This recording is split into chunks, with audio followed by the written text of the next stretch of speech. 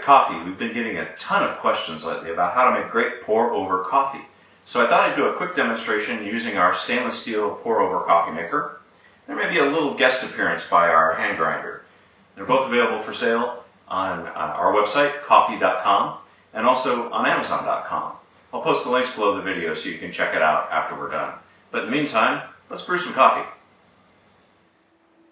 Okay, so the first thing you want to start off with is some boiling water.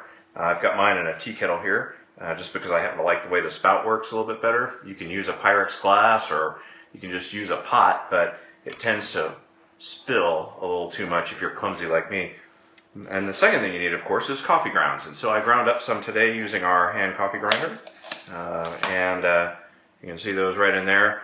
You can experiment with whatever kind of grind you prefer. So if you like a real fine grind, try that and see if you like it.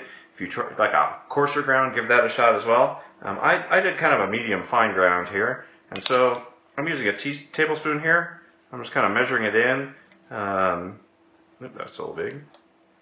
And I try and fill it up a fair amount because I happen to like strong coffee. So if you don't like coffee as strong as I do, you may want to back it up a little bit here. But for me, I like to fill it up about like that. And so once you get the grounds to about that level, you're going to have a nice strong cup of coffee. Now, of course, that's going to depend on whether you've used a dark roast or a lighter roast. This is kind of a medium dark roast. I roast my own beans here. They're Ethiopian for anyone who's concerned about that or curious. So I've gone ahead and I've loaded it up. That's about as much as I like to. And the first step is to get your grounds wet. So you don't want to just pour coffee in or pour water in here indiscriminately. So I just kind of try and mix it around a little bit, get everything nice and wet, and let the coffee grounds just kind of bloom there. And I'm going to let this sit for about 30 seconds. I'm not going to make you endure that, so I'll fast forward here. So once the grounds have sat for about 30 seconds, they're nice and wet, kind of water is evenly distributed in there. You see a little bit of frothy foam on top. That's generally from carbon dioxide leaving the beans. A little coffee nerd tip there for you, or at least that's what I've heard, and it sounds good, so I'll go with it. And then really from here, I kind of just go ahead and continue to pour. You give you a little bit more liberal with the water at this point. So I kind of fill it up. I let it run down into the cup. This is kind of a personal preference thing, but I'll also go ahead and stir a little bit just because it gives me something to do while I'm standing here waiting for my coffee. So I'll stir around, make sure the grounds are getting distributed in there, they're not clumping up around the edges. And also, just a quick little word of warning here, I'm using a clear glass cup today because, again, I'm kind of a klutz and I've poured my share of coffee onto the counter by not watching how much is going in there. So just kind of keep that in mind as you're making your coffee. You want to go ahead and make sure you don't brew too much and brew out over the top of the cup. This glass cup lets me keep an eye on that.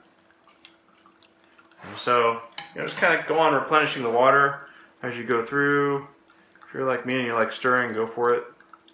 If you don't, it's probably not the end of the world either.